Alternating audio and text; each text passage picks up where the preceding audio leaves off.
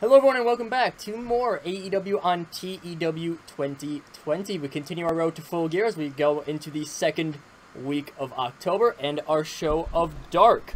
Start off with Scorpio Sky defeating El Lindemann. Power and Powerful defeat Hayabusa and Nathaniel Murphy. Nathaniel Murphy, a very recent graduate, as in like, I think it was just before the last episode he debuted. He has some pretty good stats. I'll see what I want to do with him in the future, but right now he is just a Dark enhancement talent. Wardlow defeats Austin Gunn. Ace Austin defeats Pineapple Pete. Nyla Rose defeats Mary Dobson. Mayu Iwatani defeats Priscilla Kelly. Gets a 50 rating for Mayu. Vipress gets a surprise win over Britt Baker. Evil Uno defeats Trent. Dustin Rhodes defeats John Silver. Matt Cardona defeats Peter Avalon. And Sean Spears defeats Willie Mack. We begin our show of Dynamite with the Vision defeating the Butcher and the Blade after Matt Sydal hits a corkscrew moonsault. After the match, Jake Roberts, he's about to speak. He's most likely going to challenge the Young Bucks again when the Bucks music actually starts playing. And the Jacksons, they head out onto the stage. They have mics. And again, as always, doesn't really matter which order they're speaking in, but whatever. So it says, look, you're angry that you rightfully lost the match, and that's fine, I guess. But here's the thing. Just because you're angry at not winning a Battle Royale, doesn't mean you can come right after us. I mean, you're beating teams left and right, sure, but we're in the title hunt. After Jurassic Express tonight, we're going to challenge FTR at Full Gear. And hell, if Jurassic Express win, all the better for us. You two have no right to be challenging us, because we did our jobs in a Battle Royale. So forget it. You're not gonna face us unless we say that you can. So the Bucks, very much dismissive of the Vision. Vision's still a very new team, only having paired up 4 weeks ago. It's been a very recent time that they've been paired up, but they've been crushing teams left and right. They've been on a hot streak, and they've been murdering everyone in the division. After this, Kairi defeats AJ Mendez, and they don't click at all. Bit of a shame. Afterwards, Kairi, she's like in the corner, and she's just staring at AJ Mendez, who's down in the ring. And Kairi's like, I really didn't like doing this. So after a little bit, she seems to have forgiven AJ, and she helps her up. AJ, she accepts the help, and, you know, the two, they look at each other. They're probably talking a little bit, seemingly making up for all of the shenanigans they've been having the past week. And then AJ Mendez kicks Kairi Hojo in the gut, probably rebounds off the rope, Shining Wizard, and then another kick to the ref, right in the gut. I don't know what ref was in the match, but we'll say, is it Mike Posey that was? It's either Mike Posey or Rick Knox that used to be a indie wrestler. We'll imagine it's them, just so that they know how to take the bump pretty well. And then AJ, she heads out the ring, she grabs a steel chair from ringside, and she starts slamming against Kairi Hojo. She's really going in. Right now, according to the game mechanics, AJ Mendez is a face, and it's way too early since her debut to change her into a heel. However, I will be booking her as a heel from this point on. I probably should have booked her as a heel, or probably should have had her as a heel from the beginning. It's fine. I'll eventually make that in-game change. Eventually, Hikaru Shida and Mayu Iwatani run out, and they chase off AJ. And Mayu, she helps Kairi up. Of course, Mayu Iwatani, Kairi Hojo, they're pretty good friends. Part of the big three of Stardom, along with Io Shirai. And then, Mayu, she helps Kairi backstage. Hikaru Shida, she's just staring down AJ Mendez. Mendez, she obviously wants the title shot, but she is not really near it anytime soon. After this, there's a cut to backstage, where the VIPs club, Tino Dasher, Deonna Purrazzo, they're talking with each other, And eventually MJF and Wardlow come by, and MJF says, "So, if you haven't noticed, it seems like your pal Hikaru is getting some friends of her own, huh? So your little numbers advantage is going away, and you're at best tied if it's only that Mayu chick, or outnumbered if they brought Captain Broken Ribs aboard. So, Tenille and Diona, does my offer from last week sound any better? You can reclaim the numbers advantage, and you can go out and make sure that you have a winner on your side, as well as get the numbers game back." And Tenille and Diona, they kind of look at each other, they're like, "Alright, we'll take it into, we're still considering it, we'll get you a definitive answer next week." So, they're still dodging the question, they don't know if they want to side with MJF quite yet, but they are going to figure out. We have the final of the AEW Women's Tag Team Tournament, and Zombieland Saga, Maki Ito and Abaddon defeat the Nightmare Family, and really good match, actually. I'm surprised by that. Of course, Maki, she has quite a few buffs with her, but a 57 rating for Maki is really nice. So, I'm perfectly fine with that.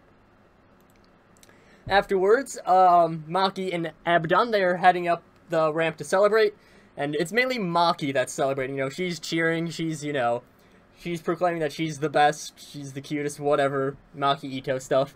But Abaddon, she seems more enthralled with the trophy itself, and she's kind of just caressing it. She's, you know, maybe like whispering to it a little bit. Maki's like, "Hey, Abaddon, you good there?" Abaddon, she's still very much enthralled by the trophy. She's kind of staring at it. Maki, she kind of just like drags Abaddon by the shoulder, takes her backstage. Abaddon, the entire time she's looking at the trophy. When she can't see the trophy because probably the camera is following her, she then starts looking at both the medals. Maki took both of the medals because Abaddon was too concerned about this, so she seems really infatuated by that. Really infatuated by some material possessions. Abaddon seemingly making a change of heart. These two, I have big plans for them. So, especially Abaddon. I have some very interesting plans for Abaddon, but we will find out how things go from here. Darby Allin then defeats Ricky Starks, and afterwards, Jeff Cobb, Brian Cage, they swarm the ring, and they start beating down Darby Allin. Once Ricky Starks recovers after his loss, he joins in on the beatdown. Team Taz, they're beating down on Darby Allin. They're really easily beating him down, too. And Taz, he's on the stage, he has a mic, he says, "I told you, Darby, you wouldn't be pushed around as much if you had the muscles, if you had the sheer size that my boys have. I admit, I'm a bit surprised by your ability so far. You've beaten the Chosen Jeff Cobb. You've beaten absolute Ricky Starks. It's impressive, I gotta say, but you ain't a match in hell for the Machine, Brian Cage. Tell you what, I'm gonna make sure the whole world knows that you're a schmuck. You ain't facing Cage one-on-one until Full Gear. Nah, instead, I'm still here to help you, you punk. Go and find some buddies. We can prove you're a schmuck at getting buddies, too. Team Taz versus Team Darby. 2 weeks' time. And probably it cuts to commercial as they're beating him down. All that stuff. So Darby, he has to find presumably 2 allies so that there can be a 3-on-3 match in 2 weeks' time. So, yeah.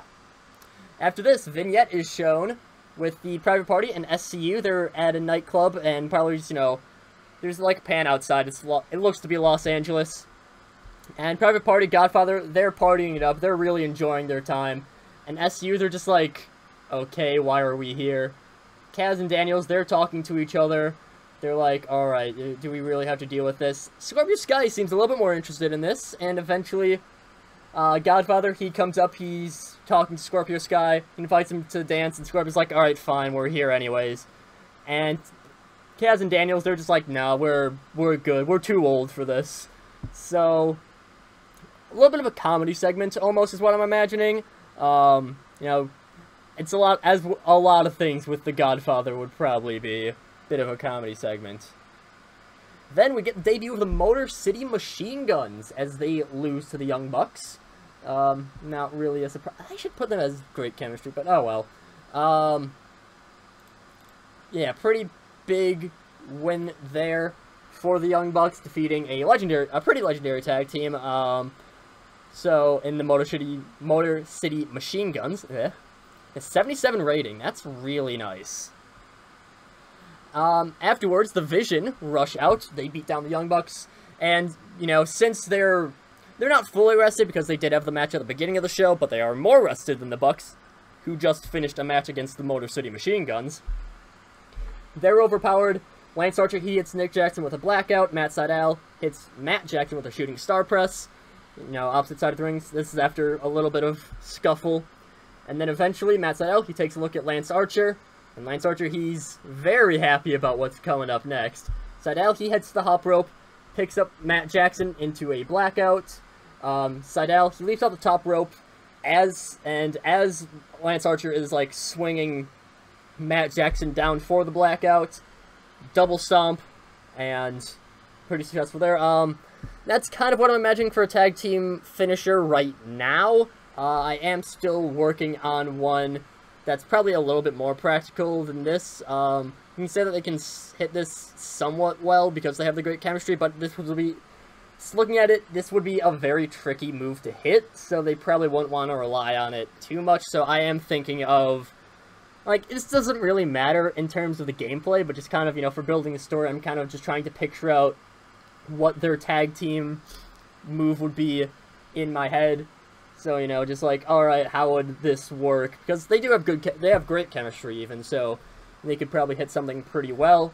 And Vision, Jake Roberts, they yell at the Bucks, they're like, hey, you don't want to challenge us? Well, too bad. And they're content with their work. Main event, FTR, what a surprise, they defeat Jurassic Express and defend their title. And Luchasaurus was the week? I suppose I've been doing some of the live events to push Jungle Boy a little bit, and I haven't really done that for Luchasaurus, but oh well. 69 rating. It's actually pretty good. I was hoping for like a 70, 71, but this is still fine by me. We still are increasing our pop, so that works. Kyrie not having any chemistry with AJ Mendez, not the best, but we can still work with it as we keep on working towards Full Gear.